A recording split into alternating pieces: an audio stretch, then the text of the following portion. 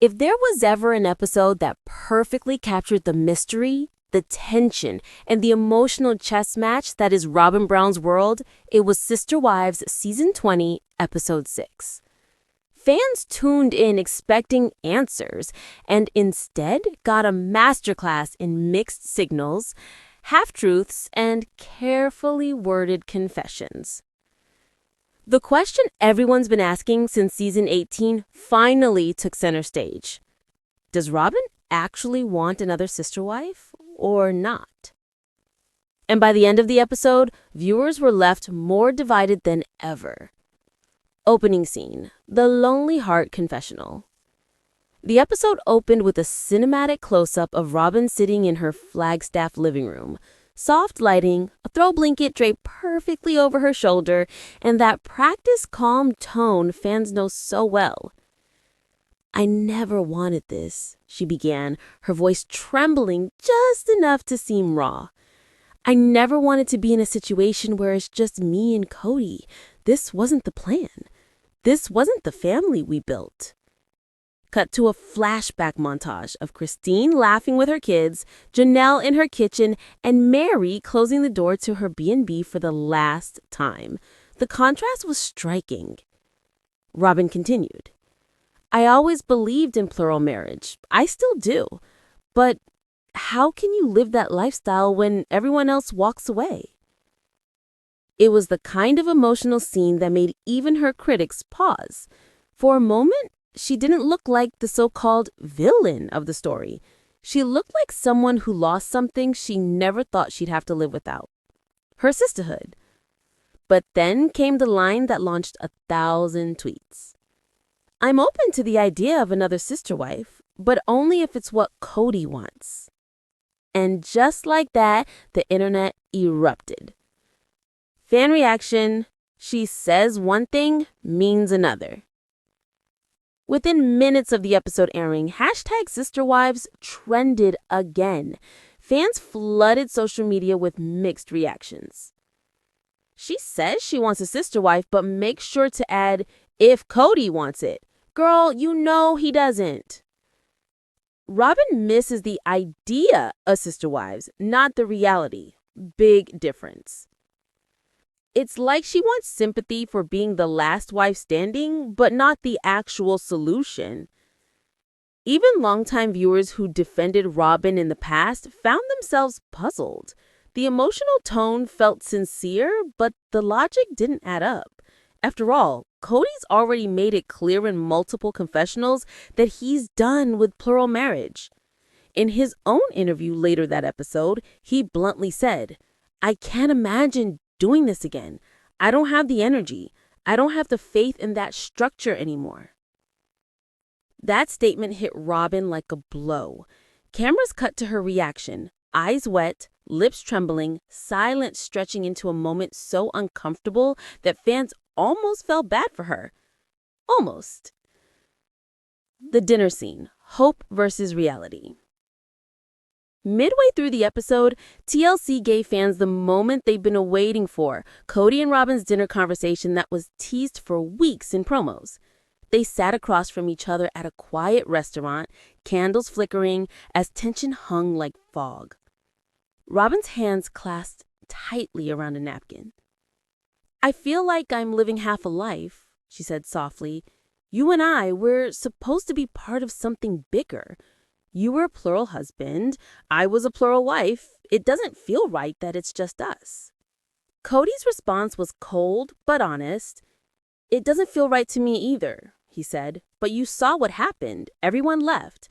I'm tired of trying to rebuild something that doesn't want to be rebuilt." Robyn blinked fast, forcing a smile that didn't reach her eyes. "Maybe we just haven't met the right person yet." That line, that tiny spark of hope, sent fans spiraling. Was she serious? Did she really believe another woman would want to join this chaotic legacy? Or was this her way of holding on to the illusion of being the faithful believer in plural marriage while quietly enjoying monogamy with Kody? One Reddit commenter summed it up perfectly. Robyn wants Sister Wives the same way people want gym memberships. They love the idea, not the commitment. The producer's question that changed the mood. Later during her solo confessional, a producer asked the question everyone at home was screaming.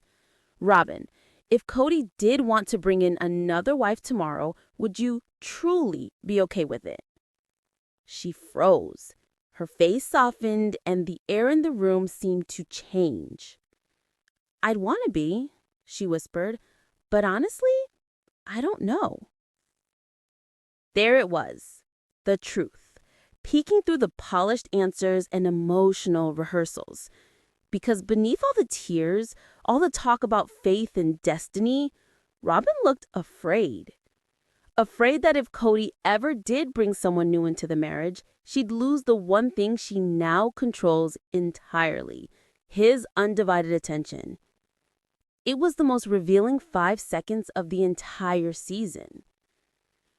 Christine and Janelle watch and react.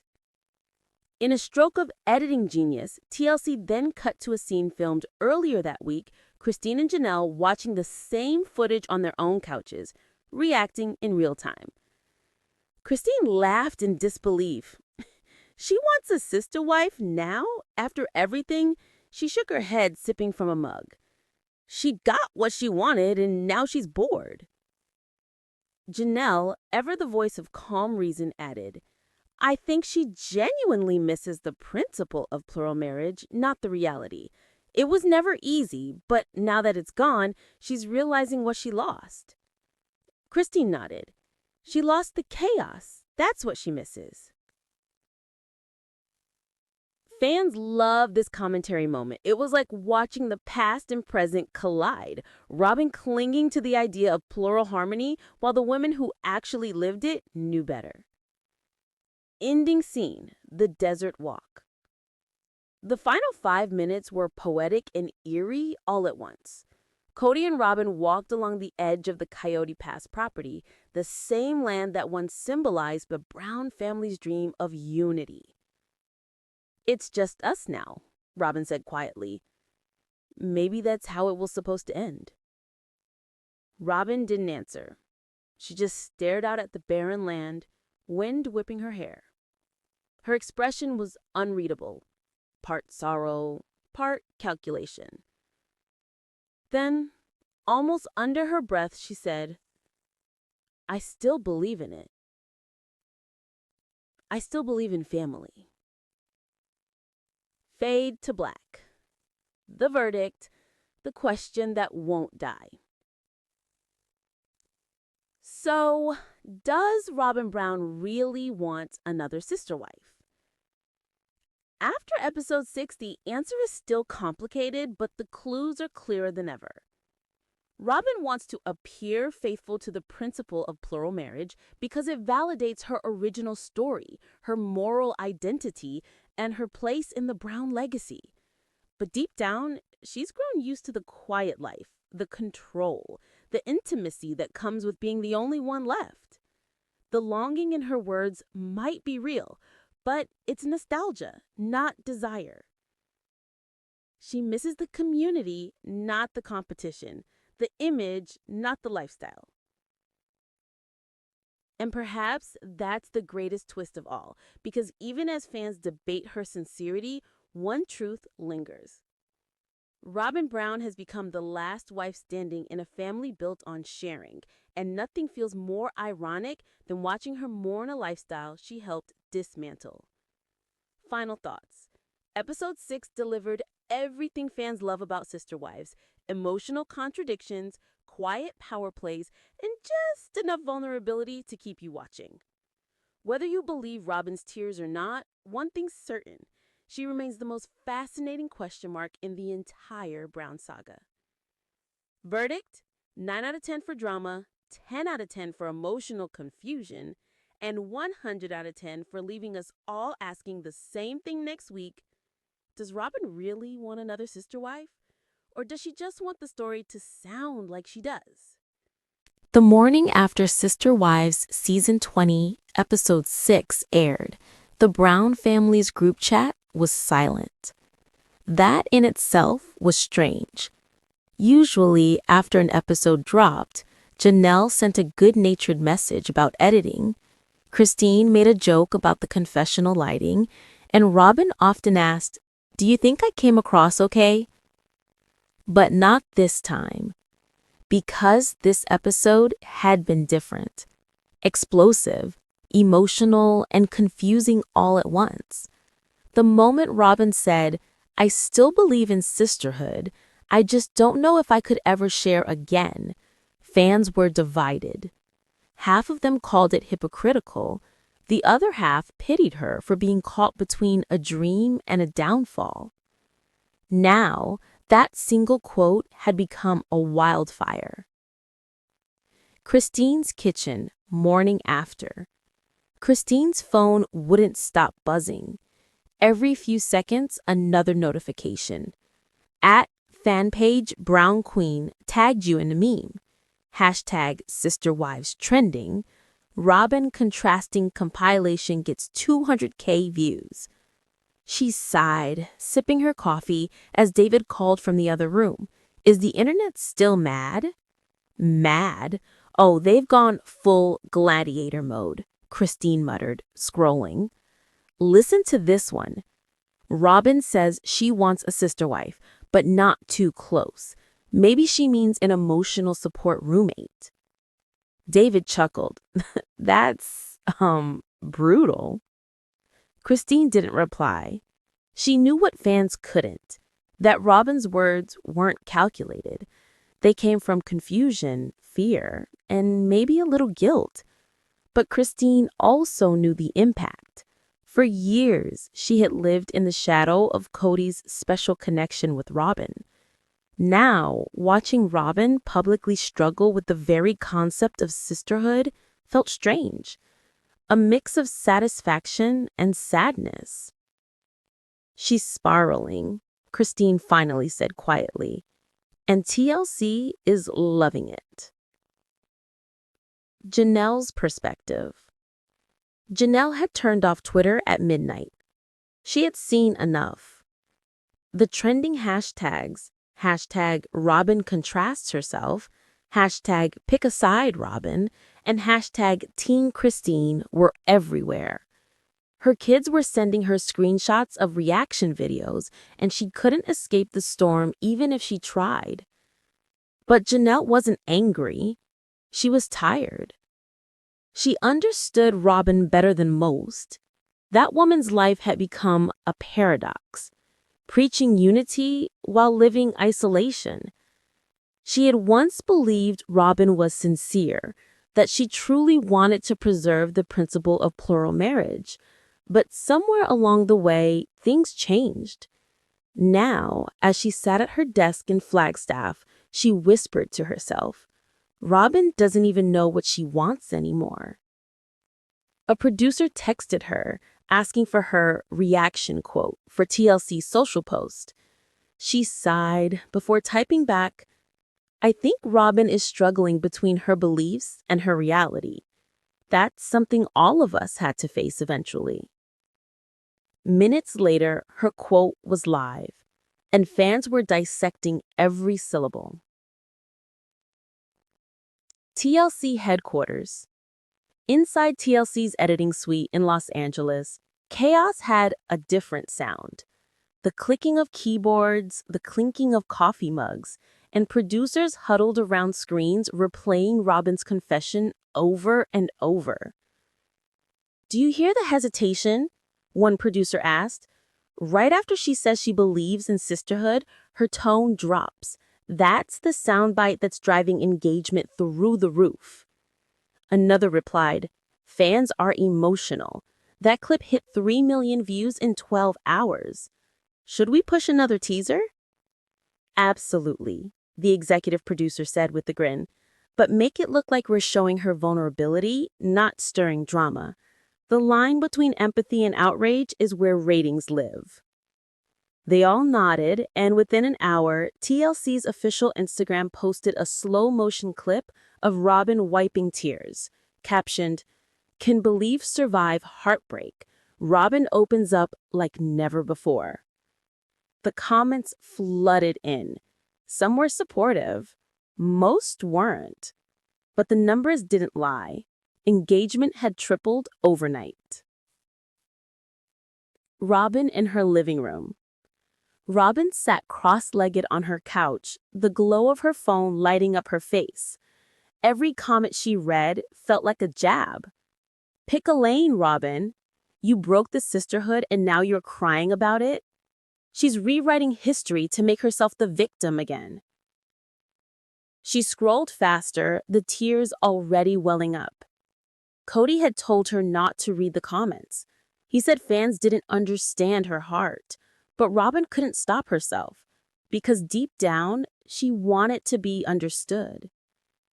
Her phone buzzed again, a message from Christine. Hey, just breathe. The internet is loud, but it doesn't always know the truth. For a moment, Robyn froze. Christine hadn't texted her in months. The words were short, but not cruel, just human. She typed back, then erased it, then tried again. Thanks. I didn't mean to hurt anyone. I just spoke how I felt. She hovered over send for a long moment, then pressed it. No reply came, but somehow, the silence felt okay. The meme storm. By evening, Robyn Brown had officially become a meme. One viral TikTok compared her statement to someone saying, "I love dogs, but I'll never own one again." Another mashed up her confession with dramatic music and the words, "the sister who didn't want sisters." Christine's kids sent her screenshots laughing. Janelle's son Gabe posted a sarcastic GIF captioned, "When you say you believe in plural marriage, but not plural reality." Even Mike Kelty weighed in during her Patreon Q&A, saying gently, "I think my dad and Robyn are learning that wanting something spiritually doesn't mean you can live it emotionally." Fans ate it up. The fandom divided further. Hashtag pray for Robyn versus hashtag own it Robyn trended simultaneously. Behind the scenes at TLC. Later that night, an internal meeting began with one blunt question from a producer. Do we capitalize on this or protect her? The room went silent. Everyone knew what that meant. Robyn was hurting, but the backlash was gold for ratings. Finally, a senior executive spoke. We frame it as growth, redemption, a woman wrestling with faith and modernity. We make her relatable. We don't bury her, we rebuild her. And just like that, the next week's promotional arc shifted. A new episode title was drafted, Rebuilding Faith, Robyn's Crossroads. Closing montage. As the sun set over Flagstaff, the Brown family lived in quiet reflection. Each in their separate homes, bound by history but divided by distance. Christine whispered to David, "This season's about healing, but it looks more like confessionals and consequences." Janelle journaled before bed, writing simply, "I don't hate Robyn. I just wish she'd stop pretending she's the only one who believed." And Robyn, lying awake, replayed that one line in her head. I still believe in sisterhood, wondering if, deep down, she still meant it. Outside her window, the desert was still. The fans were loud, but the truth for the Browns remained tangled between faith, heartbreak, and television. And as TLC's promo team uploaded their newest teaser, one thing was clear. The sister wives story wasn't fading. It was only evolving. The morning after the murder ball of public opinion that was Sister Wives Season 20, Episode 6, TLC's headquarters was in full emergency mode. Robyn's confession that she still believed in sisterhood but couldn't live it anymore had detonated across social media like a spark in a dry desert. Fans were divided, memes were everywhere, and think pieces were calling her the reluctant polygamous queen. For a network built on reality drama, it was both a crisis and an opportunity. The PR war room. Inside TLC's marketing office, producers gathered around a whiteboard that read in bold marker, Robyn Redemption Strategy. A young social media coordinator nervously raised her hand. So, are we defending her or leaning into the chaos? The senior producer, Lisa, tapped her pen against the table. Both. We defend her heart, not her actions. Viewers need to feel for her. They don't have to like her. They just need to care. The team nodded. Within an hour, new campaign materials were drafted. A moody teaser played over desert wind and soft piano music. She believed in sisterhood. She lost it all. Can Robyn Brown rebuild what faith took away? The tagline read, #Robyn at a crossroads. It was cinematic, emotional, and perfectly manipulative. The only problem is that Robyn had no idea this was happening. Robyn finds out. That afternoon, Robyn sat in her living room wrapped in a blanket watching the promo go viral. The video had over 400,000 views in 3 hours. Comments were pouring in, some sympathetic, most skeptical. Nice try, TLC. You can't edit redemption. Robyn didn't lose sisterhood, she dismantled it. She looks like she's auditioning for The Handmaid's Tale. Her hands trembled as she turned to Kody, who was pacing near the window. "They're using my pain for views," she whispered. Kody's jaw tightened. "You're not their puppet, Robyn. You're my wife. They don't get to rewrite our truth." He reached for his phone. "Kody," Robyn warned softly, "please don't." But he was already typing. Kody's interview. Within hours, Kody Brown went live on a podcast known for reality TV gossip. He sat with his arms crossed, eyes blazing, ready to set the record straight. "They've turned my wife into the villain because she's the only one who stayed. The other woman quit.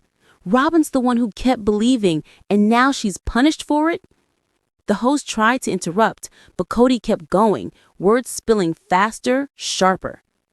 Christine left and started monetizing her heartbreak. Janelle follows her lead. In TLC, they love the chaos, but they don't care about the emotional toll. They want Robyn crying on camera because it sells empathy. The clip hit social media before the interview even ended. Fans went wild. "Kody's blaming the women again. Classic." Robyn didn't need defending. Now Kody made it worse. TLC couldn't buy better publicity. By midnight, Kody's rant had become the most viewed Sister Wives clip of the year. TLC's crisis meeting turned into a celebration. The TLC spin. In a dimly lit editing suite, Lisa grinned. "We've got him. The man's making our case for us." "How so?" another producer asked. She pointed to the monitor showing fan comments. "He's angry, she's emotional, that's conflict. But together, it's drama with depth. We turned this into a story about love under fire." They got to work immediately. The next promo dropped that Friday night. They stood by faith. Now they stand by each other. The Browns rebuild, only on TLC. The thumbnail was a shot of Robyn crying into Kody's shoulder while he looked protectively into the camera. It was carefully edited, selective truth wrapped in empathy, and it worked. The comments began to shift. Maybe we judged her too harshly. She's human after all. I don't forgive her, but I understand her. Christine and Janelle react. Meanwhile, Christine and Janelle were on FaceTime watching TLC's Redemption promo. Christine rolled her eyes. Oh, look at that. They turned her tears into a trailer. Janelle laughed bitterly. Yeah, but it's working. People are already softening up. Doesn't matter, Christine said, crossing her arms. People don't forget years of hurt just because of one violin-backed montage. Janelle leaned forward. Still, you know TLC. If the audience forgives her, they'll spin a reunion special. Maybe even a Robyn-centered documentary. They're testing sympathy metrics right now. Christine stared at the screen, watching Robyn's tearful face fade into the show's logo. Then maybe it's time we tell our truth again, she said softly. Her tongue was steady, not angry, but resolved. The public implosion.